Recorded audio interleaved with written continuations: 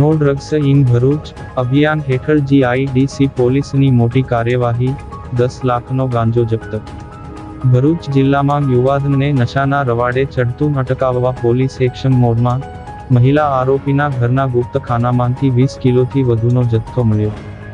ભરૂચ જિલ્લા પોલીસ અધિક્ષક અક્ષય રાજ અને પોલીસ મહાનિરીક્ષક સંદીપ સિંહના માર્ગદર્શન હેઠળ ચાલી રહેલા નો ડ્રગ્સ ઇન ભરૂચ કેમ્પેઇનને મોટી સફળતા મળી છે।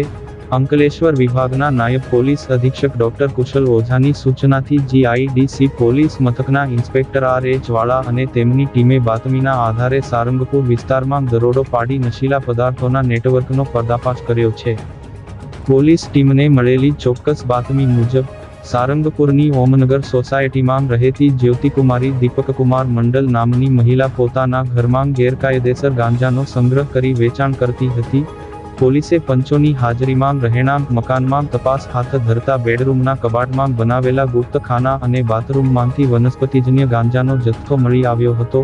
પોલીસની રેડ દરમિયાન કુલ 381 કિલોગ્રામ ગાંજો મળી આવ્યો હતો, જેની બજાર કિંમત અંદાજે 10,19,050 રૂપિયા થાય છે। આ સાથે જ પોલીસે વજન કાંટો અને પેકિંગ માટે વપરાતી પ્લાસ્ટિકની થેલીઓ પણ કબજે કરી છે। આ મામલે પોલીસે મહિલા આરોપી વિરુદ્ધ એનડીપીએસ એક્ટની વિવિધ કલમો હેઠળ ગુનો નોંધી તેની ધરપકડ કરી છે।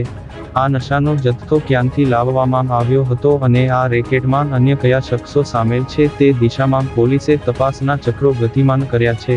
સમગ્ર કામગીરીમાં જીઆઈડીસી પોલીસ મથકના પીએસઆઈ કેબી મીર સહિતના સ્ટાફે ટીમવર્કથી સફળતા મેળવી છે।